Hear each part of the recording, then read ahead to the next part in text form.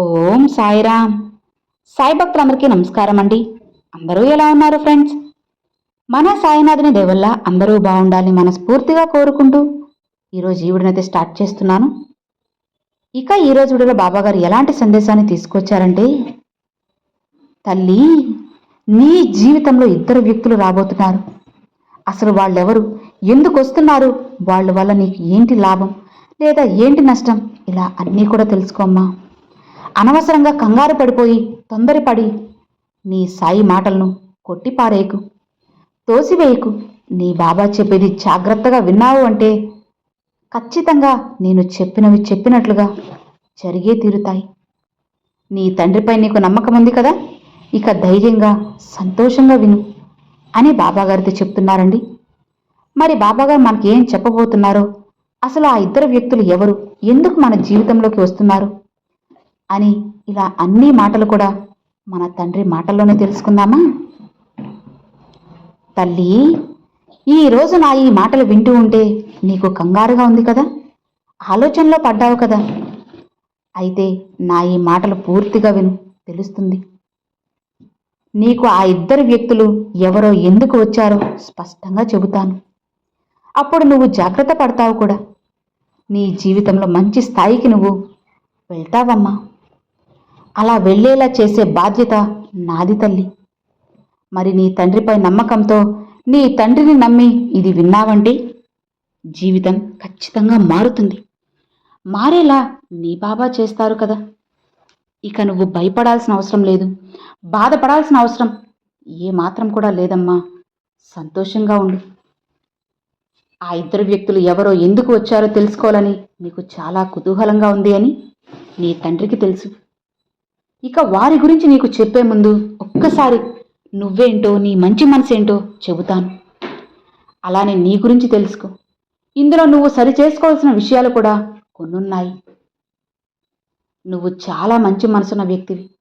అంతేకాదు, నీ ధైర్యం అంటే నీకు చాలా ఆత్మవిశ్వాసం అనేది ఎక్కువగా ఉంది. నీలోని ధైర్యం అలానే మంచితనం, ఈ రెండు కూడా చాలా గొప్ప విషయాలని చెప్పుకోవచ్చమ్మా.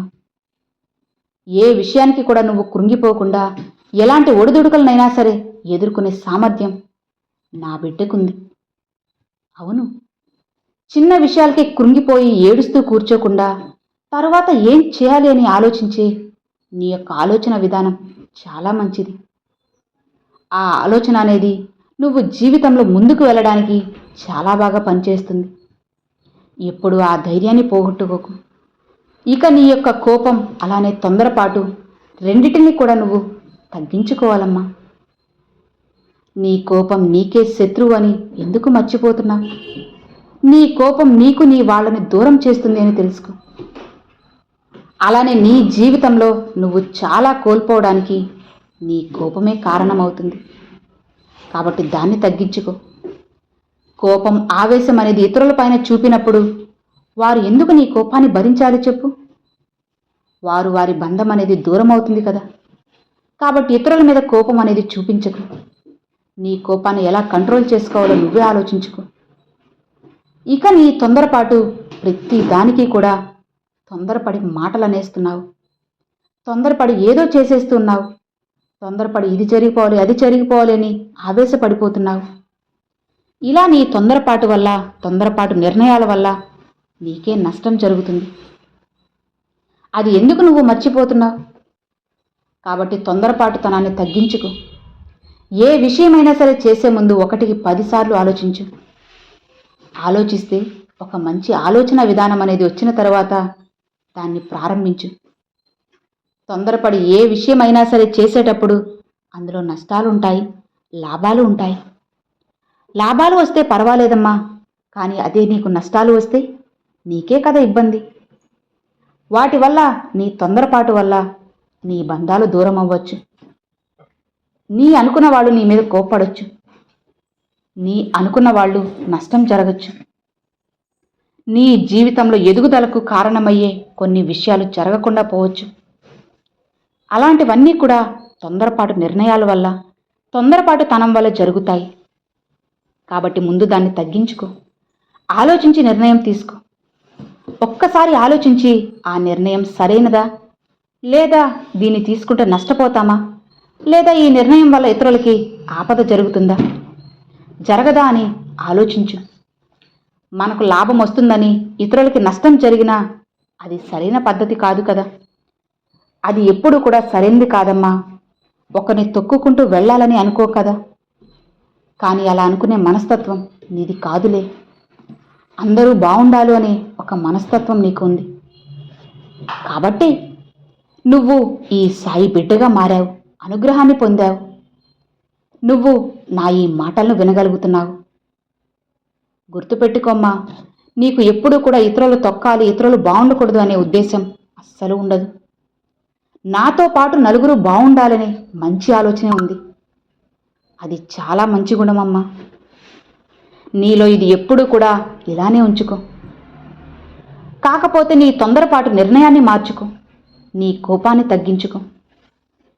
ఇక నీ జీవితంలోకి 2 వ్యక్తులు రాబోతున్నారని ముందు చెప్పాను కదా. ఆ వ్యక్తులు ఒకరు నీ జీవితంలో నుండి బయటికి వెళ్ళిన వారే. వాళ్ళు అమ్మాయి కావచ్చు లేదా అబ్బాయి కావచ్చు.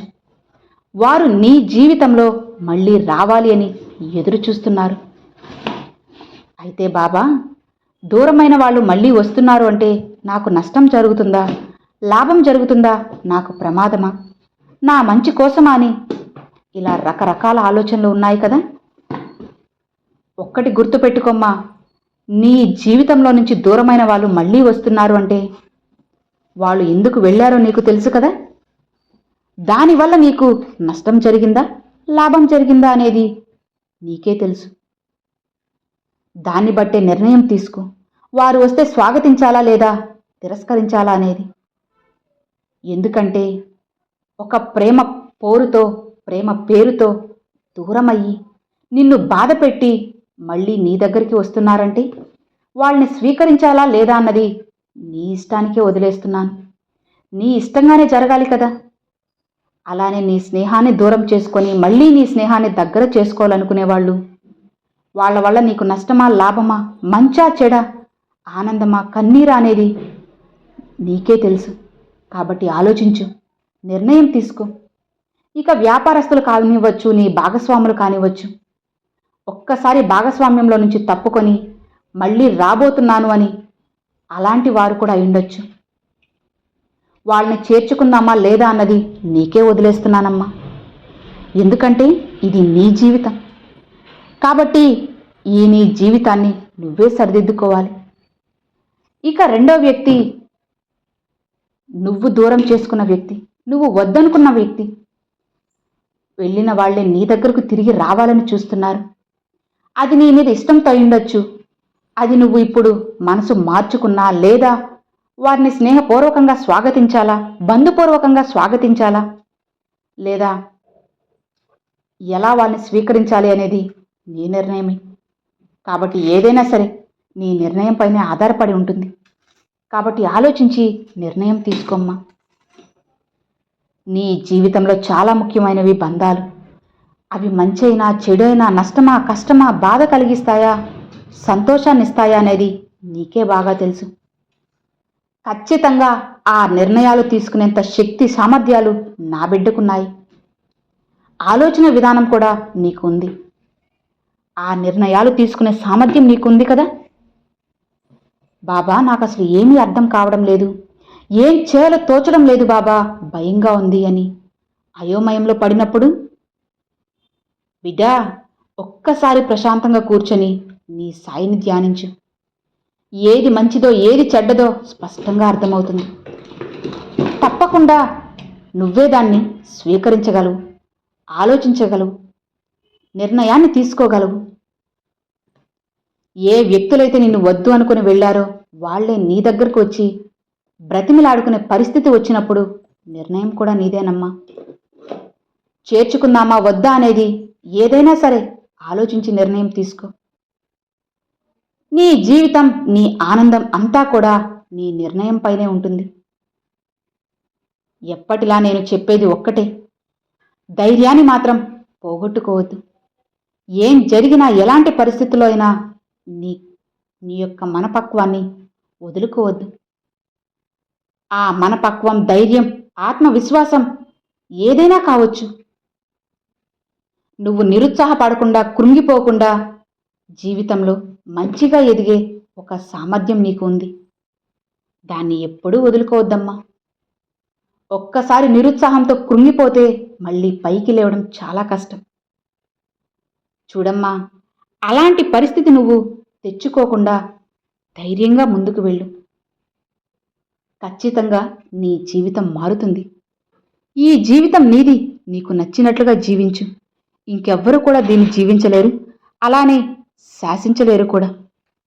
నీ జీవితాన్ని కేవలం నువ్వే శాసించుకోవాలి, నువ్వే నిర్ణయించుకోవాలి. కాబట్టి ఆలోచించి నిర్ణయించుకో తల్లి. నీ జీవితాన్ని నువ్వే ఆనందంగా జీవించగలవు. దీన్ని ఆనందంగా మార్చుకోవాలా, బాధగా మార్చుకోవాలా, ఇలా అన్నీ కూడా నీకే వదిలేస్తున్నాను. ఆలోచించి నిర్ణయం తీసుకో. దీనికి మించి నీ బాబా ఆశీర్వాదం నీకు ఉంటుంది కదా. సంతోషంగా ఉండు. ఇక నీ కోరిక విషయం అంటావా? నీ మనసులో ఎన్నో రోజులుగా ఒక కోరిక ఉంది కదా, అది తప్పకుండా నెరవేరుతుంది. అతి తక్కువ రోజుల్లోనే, రాబోయే రోజుల్లోనే, చెప్పాలంటే సరిగ్గా 20 రోజుల్లో నీ కోరిక తీరుతుంది. ఇక నిన్ను అనుక్షణం కాపాడే నీ బాబా ఎప్పుడు నీకు తోడు ఉండగా నీకెందుకు తల్లి భయం చెప్పు. నువ్వు సంతోషంగా ఉండేలా నేను చేస్తున్నాను. నీ జీవితాన్ని చక్కదిద్దేలా నేను మార్చబోతున్నాను. ఇక నీకు ఎలాంటి దిగులు, భయము, బాధ ఇవి ఏవి కూడా అవసరం లేదమ్మా. సంతోషంగా ఉండు. నీ సాయి తండ్రి ఎల్లవెల్ల నీకు తోడుగా ఉన్నారు కదా. ఇక నువ్వు భయపడాల్సిన అవసరం లేదు. ఏదేమైనా సరే కాస్త నిదానంగా ఆలోచించి నిర్ణయం తీసుకుంటే అన్నీ మారుతాయి. మారేలా నీ బాబా చేస్తారు. ఇక హాయిగా ప్రశాంతంగా ఉండు అని బాబాగారితో చెప్తున్నారండి. సో విన్నారు కదండి, ఈరోజు బాబాగారు పంపించిన ఈ మంచి సందేశం మీ అందరికీ నచ్చింది అని అనుకుంటున్నాను. నచ్చితే ఒక చిన్న లైక్ చేయండి, మరికొంతమంది సాయి భక్తులకు షేర్ చేయండి. ఫస్ట్గా మన ఛానల్ చూసేవాళ్ళు సబ్స్క్రైబ్ చేసి సపోర్ట్ చేయండి friends. Thanks for watching. Om Sairam.